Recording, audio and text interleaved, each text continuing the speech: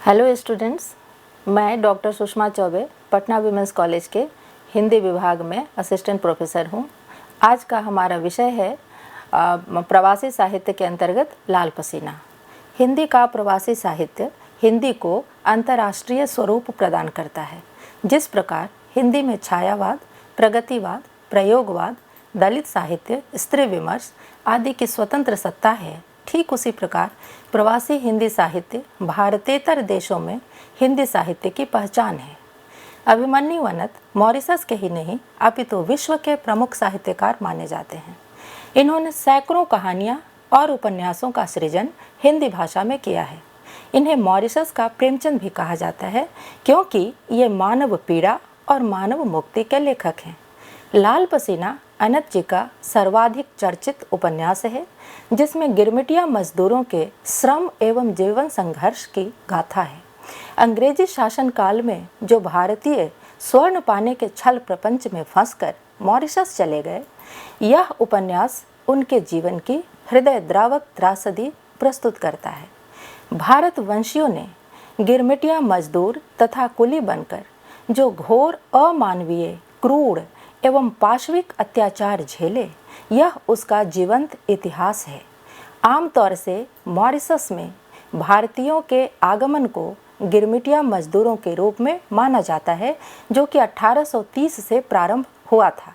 लेकिन इससे पहले जब अंग्रेजों ने फ्रांसीसियों के खिलाफ मॉरिशस पर आक्रमण किया, उस समय ब्रिटिश सेना में लगभग 10,000 भारतीय सिपाही थे। अंग्रेजों ने भारतीय विद्रोहियों को बंदी बनाकर मॉरिशस भेजना शुरू कर दिया था।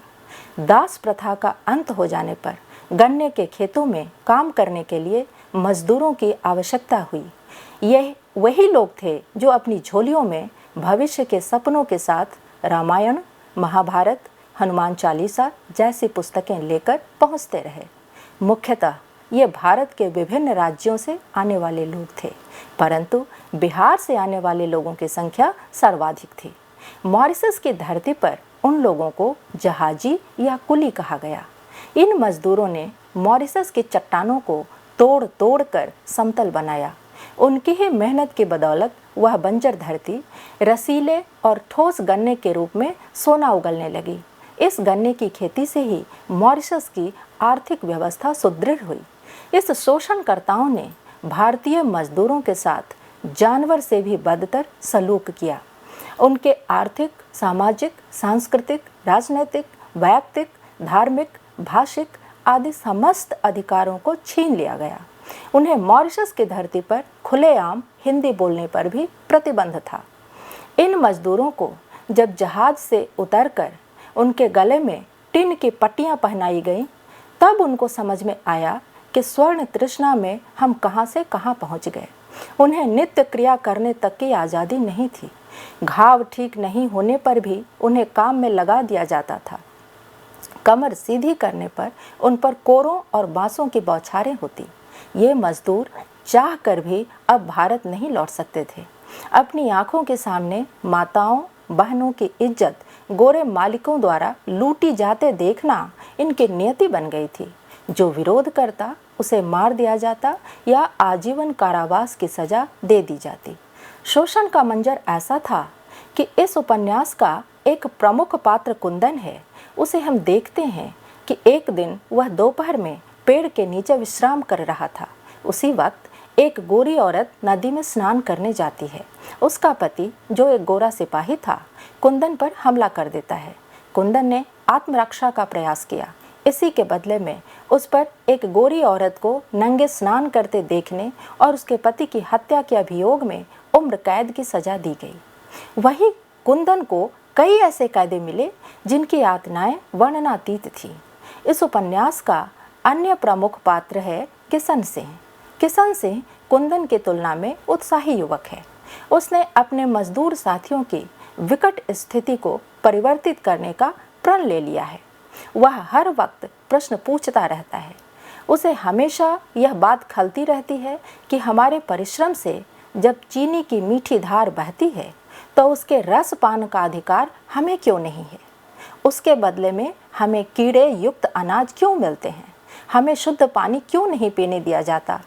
किशन हर प्रश्न को गंभीर मानता है, जबकि उसके पिता रघु सिंह उसे नादानी मानते हैं। प्रश्न करने की यह प्रवृत्ति सिर्फ किशन की नहीं है, बल्कि स्वयं लेखक की है। अन्याय के विरोध में प्रश्न नहीं कर पाने पर स्वयं लेखक तिलमिला जाते हैं। इसलिए लेखक ने किशन को अपना प्रतिनिधि बनाया है। किशन के रूप में स्वयं लेखक आतंकित है कि इन हाथों को अभी और कितने दिनों तक इन पत्थरों के नीचे दबाकर रखना होगा। सभी मजदूरों के हाथ पांव बंधे थे, सभी के होंठ सिले थे, सबकी जीभ जकड़ गई थी। किशन इस भयावह स्थिति का सामना नहीं कर पा रहा था। इसीलिए तो उसने बैठक की स्थापना की, ताकि रात में छुपकर ये लोग मिलें और लड़ाई की रणनीति तैयार कर सकें। उन मजदूरों को विवाह करने का अधिकार भी नहीं था, अपने बच्चों को शिक्षा देने का भी अधिकार नहीं था। यानी लाल पसीना में पिछली शताब्दियों में गुलाम बनाए गए लोगों पर हुए अमानुषिक अत्याचारों की गाथा पिरोई गई है। जब हम उसे भारतीयों के संदर्भ में देखते हैं तो हमें यह ना भूलना चाहिए कि जिन लोगों पर दास्ता थोपी गई वे चाहे कहीं के भी हों, वे सब गुलाम होते हैं और उन्हें इसी तरह से यातना शिविरों में अपना जीवन व्यतीत करना पड़ता है। इस उपन्यास का महत्व इसलिए बढ़ जाता है क्योंकि इन गुलामों के साथ जो दुर्व्यवहार हुआ वह इतिहास का पल है। इसी वातावरण में धीरे धीरे वे एकजुट भी होते रहे और उनमें आज़ादी का सपना भी पनपता रहा। वास्तव में आज़ादी की कामना मानवता का ही एक पक्ष है। लाल पसीना में इन मजदूरों की एकजुटता का महत्व है। यही एकजुटता धर्मनिरपेक्षता का पहला अध्याय बनती है, क्योंकि यदि मनुष्य विश्वासों और धर्मों में बंटा रहे तो वह कभी भी एक नहीं हो सकता। एकता के इस बल को अनंत जी भली भांति समझते थे। इसीलिए उनका पात्र किशन सिंह अपने साथियों को कहता है कि हजारों की संख्या में होते हुए भी अगर हम शक्तिशाली नहीं बन सके, इस देश को फल फूल देकर भी अगर हम आज की ही स्थिति में रहना मान लें, तो बस वे हाथ हमारे ऊपर ही उठते रहने से कभी नहीं थमेंगे और तब सचमुच ही आने वाले हर कल के लिए हम कमज़ोर रह जाएंगे। हमें अपनी ताकत को बहुत ही सावधानी और होशियारी से बढ़ाना है। इस तरह धीरे धीरे काम करना है कि किसी को कानों कान इसका पता न चले। किशन की यह मान्यता कल के सुखद भविष्य की तैयारी है, जो प्रतिरोध में ही निबद्ध है। किशन के संघर्ष में जीवन की शक्ति यही है जो अन्य पात्रों में वितरित होती हुई आने वाली पीढ़ियों में हस्तांतरित होती है। यह वही तत्व है जो कालजयी कृतियों के मूल्याधार के रूप में उभरता है। एक आदर्श बनकर मनुष्य को प्रेरित करने की शक्ति भी बनता है। लाल पसीना भारत से बाहर लिखा गया पहला उपन्यास है जो अनुगुंज के रूप में भारत को ही चित्रित करता है। सदियों से विकसित भारत की परंपराएं हैं जो धीरे धीरे अपने नए रूप में एक शक्ति के रूप में पल्लवित होती हैं। जाहिर है कि जो लोग मजदूरों के रूप में मॉरिशस की धरती पर कदम रखते हैं, वे अपनी आर्थिक विपन्नता के बावजूद अपनी उस सांस्कृतिक उच्चता से पुष्ट हैं। ये अपने परिवार, समाज और राष्ट्र की भावधारा से पोषित हैं। इस उपन्यास के कामगारों की अनेक कार्य के प्रति नैसर्गिक निष्ठा और विरासत के रूप में मनोलोक में निबद्ध सांस्कृतिक भावधारा अनुपम है। औरतों के अन्याय और शोषण से उसकी विकरालता परिलक्षित होती है। शोषण की तीव्रता ही आर्थिक जीवन में संघर्ष को जन्म देती है। अनंत जी के इस उपन्यास में संघर्ष ही संघर्ष है। हमें अपने व्यक्तियों से खतरा अधिक होता है। इतिहास इसका साक्षी है। उस संबंध में लाल पसीना में कुंदन किशन से कहता है, कभी कभार ये अपने ही लोग ज़्यादा खतरनाक निकलते हैं। जो हमारे लोगों को यहाँ ठग कर लाए, वे लोग भी तो अपने ही थे। और फिर कोरे बरसाने वाले सरदारों में भी तो कई अपने ही लोग थे। इस उपन्यास के द्वारा बहुत ही अच्छा संदेश दिया गया है कि बाहरी लोगों से एक होकर युद्ध करने से ही सफलता मिलती है।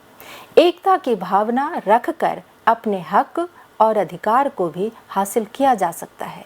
इसीलिए हम देखते हैं कि मॉरिशस में रहने वाले ये मजदूर विभिन्न राज्यों से आए हैं, विभिन्न धर्मों के मानने वाले हैं, लेकिन वहाँ की धरती पर इनमें जाति, धर्म, संप्रदाय आदि की कोई दीवार नहीं है। उनके बीच एक ही धारा प्रवाहित होती है, एकता की धारा। इन जहाजियों का पूरा वर्ग एक ही परिवार की तरह रहता है। सबकी समस्या का समाधान भी मिलकर किया जाता है। प्रवासी हिंदी साहित्य में भारत से दूर रहकर भी अपनी संस्कृति को बचाए रखने की चुनौती है।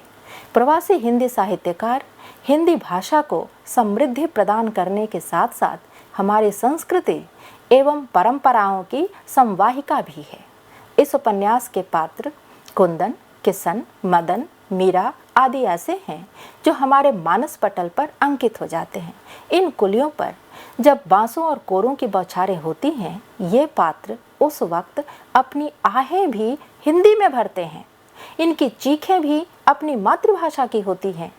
यातना शिविरों में ये अपनी अपनी राम कहानियाँ एक दूसरे को हिंदी या भोजपुरी में ही सुनाया करते हैं, चाहे भारत के किसी भी प्रांत से क्यों न हो। उन दिनों हिंदी मेल मिलाप की भाषा थी। हिंदी में एक दूसरे के करीब पहुंचने और एक दूसरे से जुड़कर एक शक्ति बनने की आकांक्षा थी। दिन भर की सारी थकान और सजाओं को बिरहे और कजरी गाकर भुला देते थे ये लोग। वे चोरी चुपके अपने बच्चों को रामायण, महाभारत की कथाएं सुनाकर उनमें निर्भीकता लाते थे। ये ऐसे लोग थे जो खुलेआम हिंदी या कोई भी दूसरी भारतीय भाषा नहीं बोल सकते थे, क्योंकि इन पर पाबंदी थी। लाल पसीना में अनंत जी की प्रगतिशील विचार दृष्टि उभरकर सम्मुख आती है। विचारों में प्रगतिशीलता का आह्वान वास्तव में शोषण की बेड़ियों से मुक्त होने का एक ऐसा सशक्त माध्यम है जिससे न केवल शोषण का अंत होता है, बल्कि उस शासकीय सत्ता पर आधिपत्य पाने की संभावना भी रहती है। वास्तव में मानसिक तौर पर बने दासत्व की नई प्रवृत्तियों को उजागर करने का कार्य एक प्रगतिशील लेखक ही कर सकता है। सदियों के परित्याग, नारी अस्मिता की रक्षा, शोषण का विरोध, संगठन की भावना आदि ऐसे अनेक पहलू हैं जिन पर लेखक ने अपनी अमिट छाप छोड़ी है। हम देखते हैं कि संगठन के अभाव में ये अप्रवासी मजदूर उपनिवेशवादियों की क्रूरता झेलते हैं। संगठन एक ऐसी शक्ति है जिसके समक्ष किसी भी प्रकार की सत्ता टिक नहीं पाती।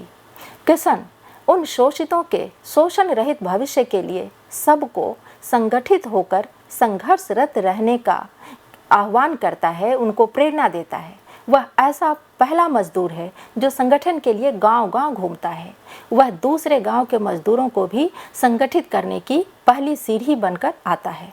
किशन की मृत्यु के पश्चात उसका पुत्र मदन उसके अधूरे सपने को पूरा करने का बीड़ा उठाता है। यद्यपि मदन की दोनों आंखें फोड़ दी गई हैं। सेहूर के कांटों पर गिराकर लात, घूंसों और जूतों से मार मार कर मदन की दोनों आंखें शोषकों द्वारा फोड़ दी गईं। फिर भी किशन का उत्तराधिकारी मदन हार नहीं मानता। उपन्यास के अंत में अनंत जी ने दिखाया है कि मदन होलिका के अवसर पर गांव-गांव जाता है मजदूरों को संगठित करने के लिए। अपनी अधूरी लड़ाई को जारी रखने का यह प्रयास है। मीरा जो मदन की प्रतीक्षा करती रहती है, उपन्यास के अंत में मदन, फरीद और देवराज को जब आते देखती है तो उसकी धड़कनें तेज हो जाती हैं। वस्तुतः होलिका के वक्त मदन सबको संगठित करता है। कदाचित शोषण को ही होलिका में जलाने की धारणा है। शोषण और अत्याचार की होलिका जलाकर अनंत जी ने इस उपन्यास का अंत किया है। धन्यवाद।